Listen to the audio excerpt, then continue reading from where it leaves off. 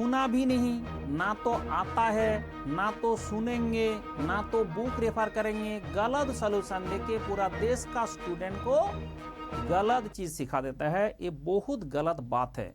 इस यूपीएससी का क्वेश्चन का सॉल्यूशन करना कोई मूंगफली नहीं है। और इसके लिए एक जो क्वेश्चन मेरे बैकग्राउंड में दिख रहा है, हर टीचर ने, हर कोचिंग वाले ने गलत सॉल्यूशन प्रोवाइड किया। मैंने जब यहाँ पे यूट्यूब में इसका सॉल्यूशन किया था तो बार बार बता रहा था कि यहाँ पे रिलायबिलिटी होता है, रिलायबिलिटी नहीं होता है। सुना भी नहीं, ना तो आता है, ना तो सुनेंगे, ना तो बुक रेफर करेंगे, गलत सॉल्यूशन देके पूरा देश का स्टूडेंट को गलत चीज सिखा देता है। ये बहुत गलत बात है। इसलिए देखो क्या करेक्ट सॉल्यूशन है। This is the question set B का 113 नंबर क्वेश्चन है, जो रिलायबिलिटी इंजीनियरिंग का क्वेश्चन है। तो रिलायबिलिटी इंजीनियरिंग का जो क्वेश्चन बनाया, ये क्वेश्चन बनाया कहां से? दिस इज द क्वेश्चन हम जो टाइप किया है। आप देखो कि ये बुक है रिलायबिलिटी इंजीनियरिंग, इस बुक का एक एक वर्ड इसमें मैच करेगा, एक एक वर्ड मैच करेगा। ठीक है, देख लो, एक एक वर्ड मैच करेगा क्योंकि यूपीएससी यहीं से बनाया है। आप जाके देखो कि ये आपका बुक का है। This is the book reliability engineering, reliability का modelling and prediction and optimisation, ये बुक है। ये बुक का से डायरेक्ट कॉपी किया गया ये क्वेश्चन, एंड एक भी वर्ड इसका मैच नहीं करेगा। देखो first line and first word, first line का फर्स्ट वर्ड क्या है? रिलायबिलिटी। यहां पे क्या लिखा है? Reliability. Analysis, can, be, divided, into, two, broad, categories,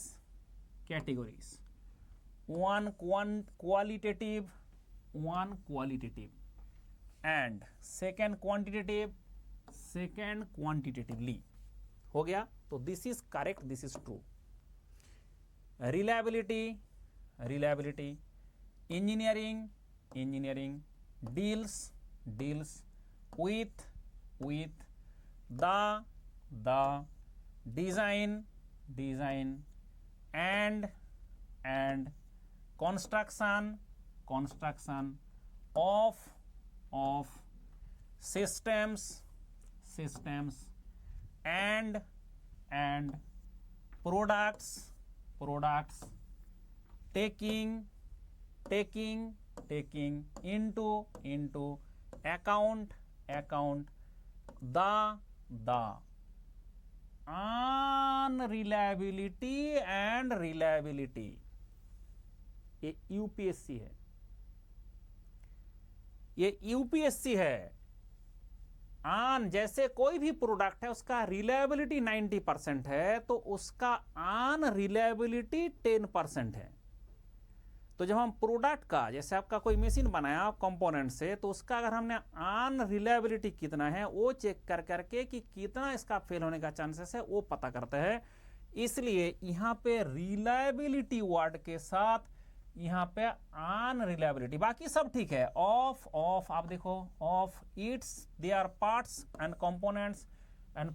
components everything is okay. सिर्फ ये जो आन रिलायबिलिटी है उसको रिलायबिलिटी कर दिया, एंड उसके चक्कर में ये हो गया फॉल्स। अब सोचो कि कितना एग्जामिनर सोच के बनाया कि यहां पे आन रिलायबिलिटी होता है और यहां पे लिख दो रिलायबिलिटी, सो दैट बच्चे को आन रिलायबिलिटी में पकड़ा जाए कि हाँ रिलायबिलिटी होता है। और ठीक है, बच्चे पगला सकता है, बच्चे गलत कर सकता है, जितना टीचर है वो कैसे गलत कर रहा है? तुम्हारा किताब तो रेफर कर लो। अच्छा, लास्ट पॉइंट भी देख लो। रिलायबिलिटी मैनेजमेंट डील्स, कहां गया?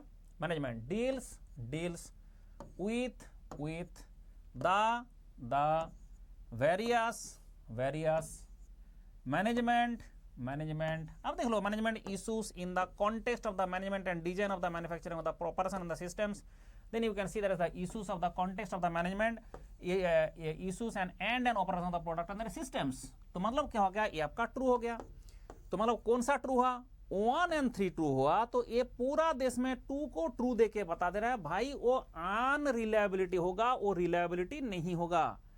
इसलिए अगर करेक्ट सॉल्यूशन चाहिए तो मंडल से सॉल्यूशन ले, बाकी जगह से सॉल्यूशन लोगे तो आप पछताओगे, आप मार्क्स जोड़ के बैठोगे, यूपीएससी काट देगा।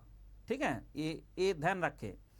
तो मैंने ये नहीं बोल रहा हूं कि मैं सही बोल रहा हूं, मैं ये बोल रहा हूं मैंने ये कराया था और मैंने बताया था कि इसमें अनरिलायबिलिटी होगा। एंड उसके बाद जब मुझे किताब मिला तब जाके पता चला कि ये तो 100% हमारा क्या हो रहा है ना, 100% जो है क्या आ रहा है ना, 100% का 100% हमारा इस तरह से आ रहा है। तो ये आपका बुक है, ये आपका पेज नंबर है, ये आपका कंटेंट है और ये हमारा क्वेश्चन है। एंड उसके साथ मैंने मैच करा के दिखा दिया कि इसमें रिलायबिलिटी है पे अनरिलायबिलिटी है बुक में, इसलिए ये बात गलत हुआ। और ये बात किसी भी बच्चे को भी समझ में आ जाएगा, रिलायबिलिटी अनरिलायबिलिटी उल्टा चीज लिखा हुआ है और एग्जामिनर इस तरह से इस क्वेश्चन को डिस्टर्ब किया है कि सो दैट 2 ऑप्शन को बच्चे को सही लागे लेकिन वो गलत है। यूपीएससी से करता है और इसलिए इस पर ध्यान रखना बहुत जरूरी होता है क्वेश्चन सॉल्यूशन करने के टाइम में।